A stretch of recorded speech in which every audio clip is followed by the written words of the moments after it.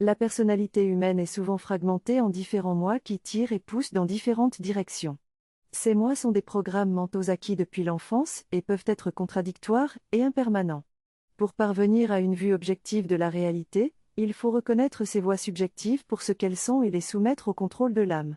Cela peut être accompli en utilisant les moments de choc qui se produisent lorsque les choses ne se déroulent pas comme prévu, car ils offrent l'opportunité de créer un nouveau programme pour gérer les situations futures.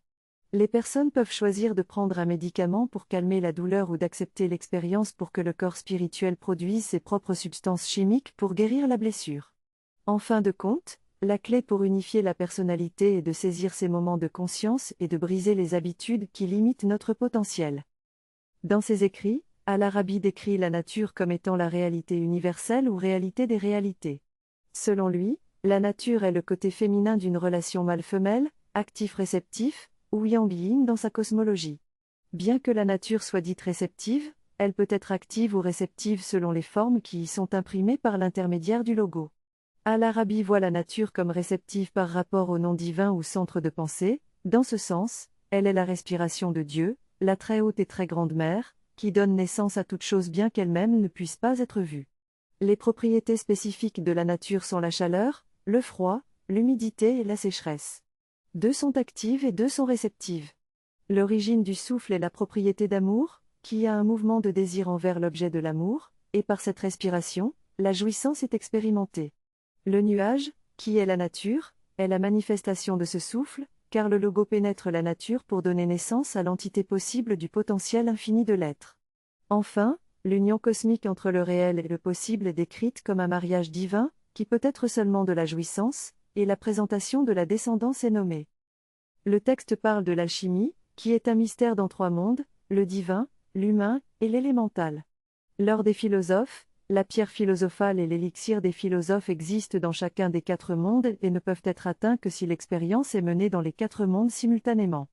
Une des composantes de la formule alchimique n'existe que dans la nature de l'homme lui-même, et sans celle-ci, les substances chimiques ne se combineront pas pour produire le résultat désiré.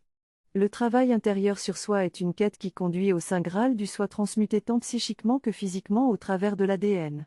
Ces batailles avec soi-même sont les épreuves du chevalier, les mises à l'épreuve de son engagement, destinées à forger le chevalier par la force, la distraction ou la séduction.